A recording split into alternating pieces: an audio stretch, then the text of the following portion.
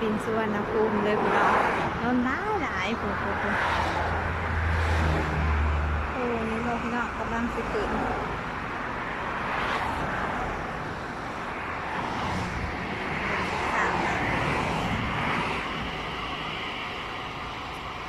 บอกกำลังแรงมากสลาบได้อยู่ในเนาะพี่น้องอยู่ข้างๆเส้นหัวอ่อมกับพี่น้องมีดำอยู่ใกล้พี่น้อง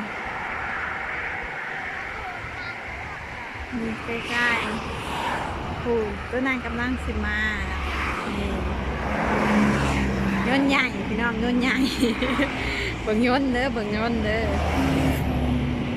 ห่างสนามบินสุวรรณภูมิพี่น้องเนาะย่นใหญ่พาพี่น้องมาเบิ่งใกล้ๆ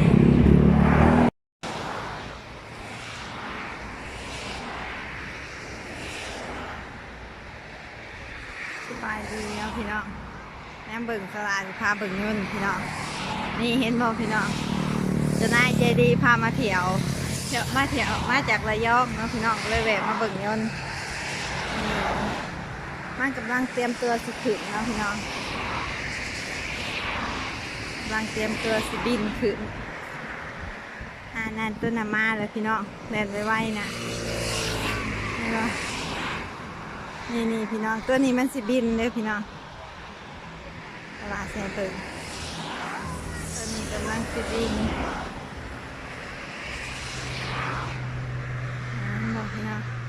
บินแล้วบ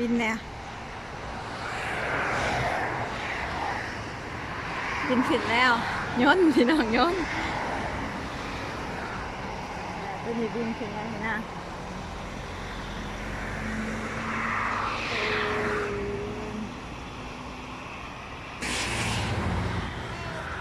นี่เนาะพี่น้องการบินไทยกำลังสิขึ้นเลยพี่น้องนี่แล้วพี่น้องนี่ลำนี้นี่ลำนี้เดี๋ยวกำลังสิแดดขึ้นมาเนาะพี่น้องเริ่มแรกๆก็สิหยาเดินช้าๆนี่พี่น้อง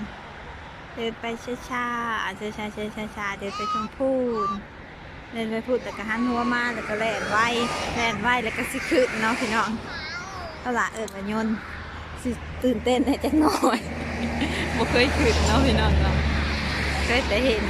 นก็เห็นอยู่ไกลๆเนาะอันนี้ได้เห็นไกลๆรู้สึกตื่นเต้นอันนี้สิลงเลยพี่น้องลงคนละขางกับขึ้นเลยพี่น้องบรรยายคือเพิ่นหูจักบรรยายคือเพิ่นเคยไปนี่สาวาเซเบิ่งเนาะพี่น้องนี่เด็กกันสิ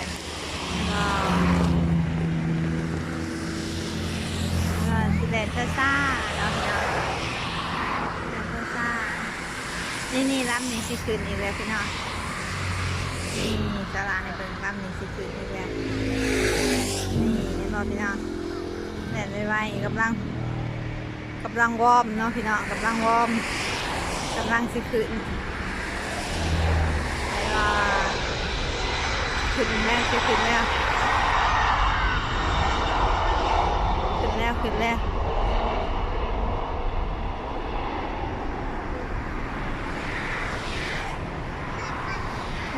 คุณพี่น้อง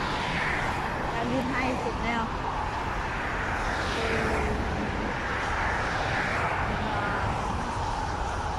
สุดแล้วพี่น้องมีลายลำพี่น้อง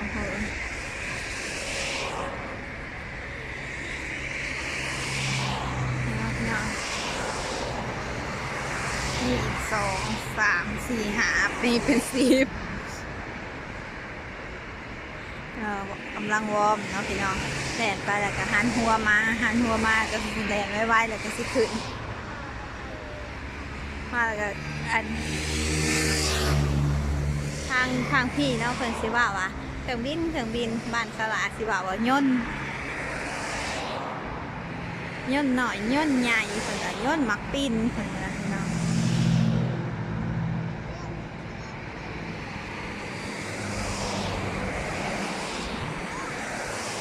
นี่อันนี้กำลังหันหัวมาอีกแล้วนี่พี่น้อง กำลังขึ้นเนาะ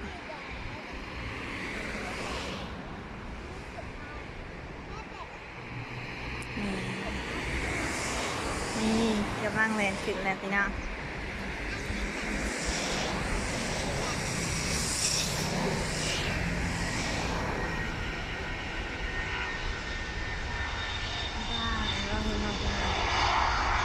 ขึ้นแล้วขึ้นแล้ว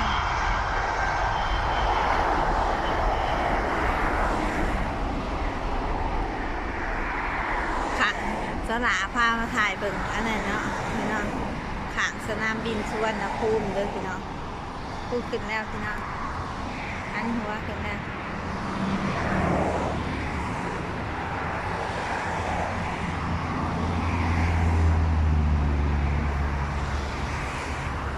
พี่น้องสลากกันสิขอตัวกลับก่อนเนาะพี่น้องเนาะไว้โอกาสหน้ามาเบิ่งใหม่เนาะสำหรับมื้อนี้บ๊ายบายเด้อพี่น้อง